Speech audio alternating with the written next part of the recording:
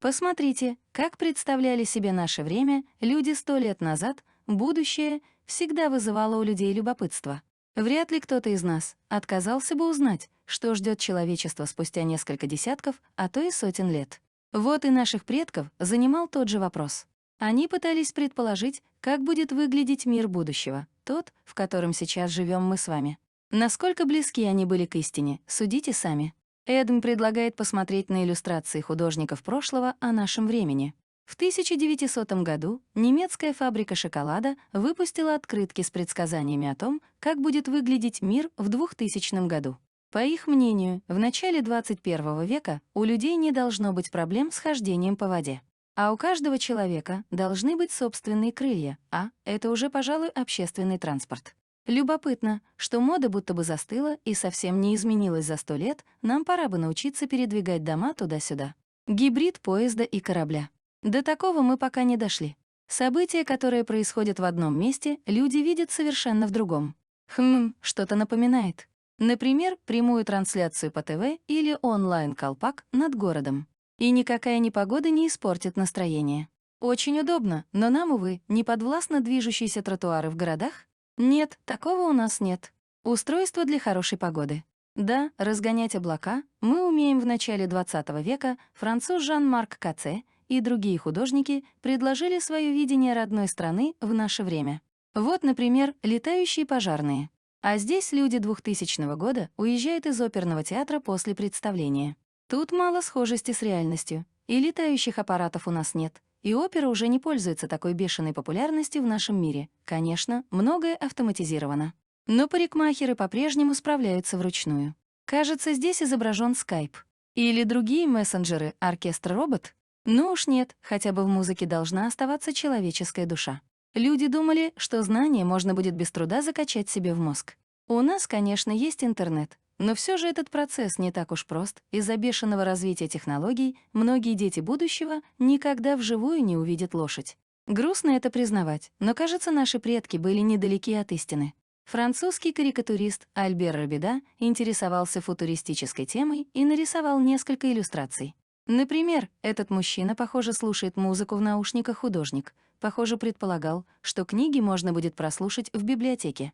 Что же, у нас есть аудиокниги, но надобности идти в библиотеку нет. А так, по мнению иллюстратора, должна была выглядеть мода в 1952 году. В 1914 году московская кондитерская фабрика «Эйнем» выпустила карточки с изображением Москвы 2114-2259 годов. Вот как, по мнению наших предков, будет выглядеть мир еще через пару веков. Вот что было написано на карточке с обратной стороны. Красивая ясная зима 2259 года.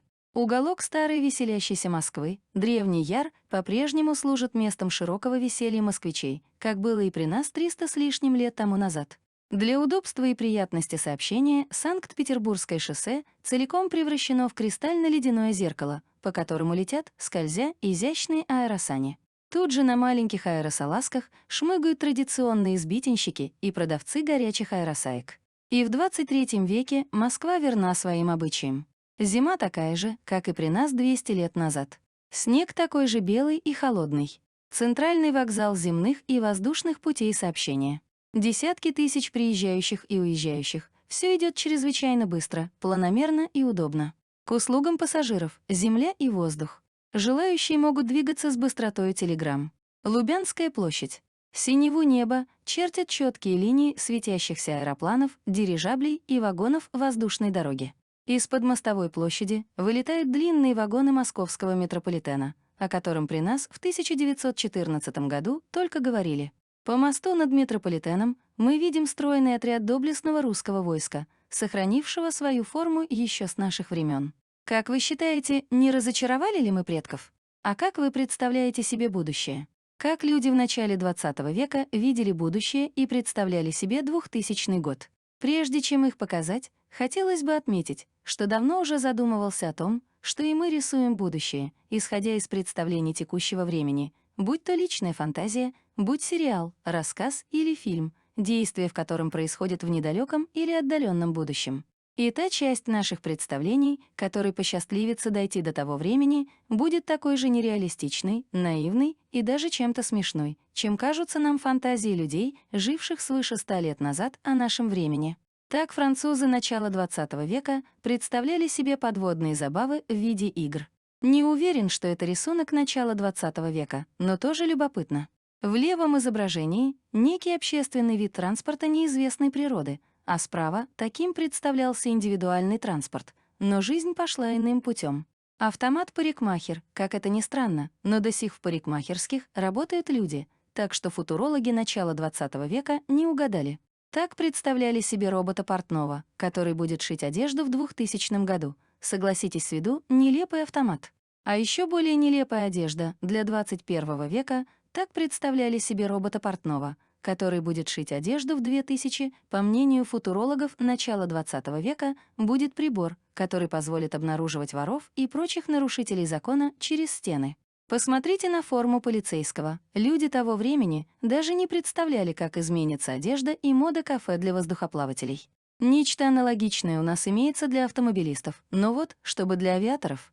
До сих пор фантастика, и вновь посмотрите, аэроплан, и этот и в 2000 году. В 2000 году, по мнению художника XX века, должны были летать такие дирижабли-кафе на колесах в 2000 году.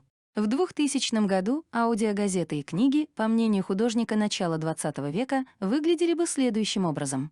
Обратите внимание на этом и ряде других рисунков на фасон платья женщин с длинными до пят юбками. Встретить девушку в подобном платье можно лишь разве на исторической реконструкции, да в кино и театре.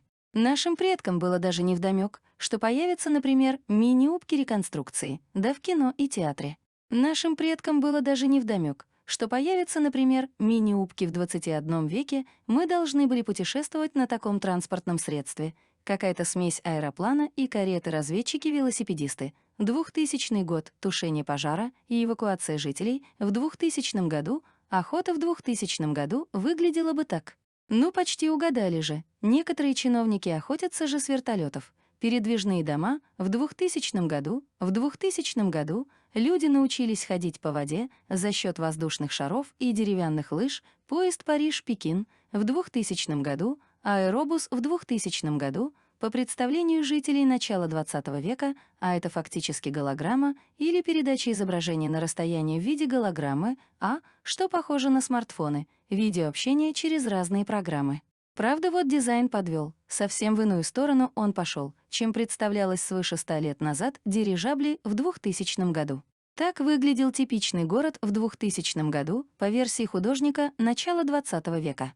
Надо же, самодвижущиеся экипажи и всадники, воздушный бой в 2000 году, о как! А ведь в молодости мы думали о подобном, хотя и не совсем и. Правда, уже с учетом тех представлений дизайна, вроде шлема, через который в мозг закачивается информация. Здесь же прогрессивная форма обучения, специальный аппарат для считывания книг и преобразования их в звуковой сигнал. Похоже, полицейские преследуют преступника. 2000 год, ну вот, угадали же почти, видеозвонок. Одежда и дизайн, правда, несуразный для нашего времени город будущего, что интересное в указанных рисунках, это то, что много черт того времени они перенесли в будущее. Так, например, одежда людей практически везде соответствует той ушедшей уже эпохе. Даже если где-то с идеей угадали, например, видеозвонок, но сам антураж, технический дизайн не соответствует тому, что ныне имеется. Представьте, что и сейчас, когда мы смотрим современные фильмы о будущем, мы видим людей будущего, одетых в одежду, соответствующую нашим современным представлениям. То же самое касается и промышленного дизайна. Например, посмотрите, какие здесь телефонные трубки. Но и ныне популярные в современных фантастических фильмах смартфоны с прозрачными корпусами в будущем жителями того времени, скорее всего, будут казаться такой же нелепостью, как аппараты на рисунках нашего времени столетней давности. Мы совершенно не знаем, куда зайдет наше развитие. НЛН — это работа французских художников начала XX века с их представлением о Франции в следующем тысячелетии. Школьную программу загружают прямо в голову ученикам, используя какой-то причудливый прибор. Во многих работах из данного цикла преобладают воздухоплавательные мотивы, потому что в то время началось бурное освоение неба и самолетостроения. Немецкий автор из 1930-х так представлял отдых на природе в будущем. У женщин в руках фантастический на тот момент прибор, портативный приемник и передатчик в одном устройстве. Обрати внимание на головные уборы. Очки нужны для управления личным самолетом, что стоит на заднем плане. Токио 2061 по представлениям автора, жившего в 1961 году. Журнал называется Танашии Нэнсей и выпускается для самых маленьких читателей из начальной школы. Вроде бы мило и радужно, но автомобиль справа выглядит агрессивно, хотя может быть просто модно. Человечество на протяжении всей своей истории сталкивалось с проблемой нехватки еды. Примерно так авторы прошлого видели решение. Как насчет гигантской кукурузы, выращенной на гамма-лучах? Одной из острых тем, стоящих на повестке дня, было равноправие женщин. Вообще-то, лишь к середине XX века они получили полные права наряду с мужчинами, хотя в некоторых странах процесс шел быстрее. На картине решительная и бесстрашная женщина спасает раненого товарища, демонстрируя этим свое человеческое достоинство. Из цикла рассказов «Удивительные истории» от 1928 года. На обложке символ будущего — реактивный ранец для полетов. Попробуй сравнить увиденное с образами из современного киберпанка, который позже станет восприниматься примерно так же. Обрати внимание на тональности цвета. Несмотря на все сложности и пережитую войну, наши предки видели будущее светлым.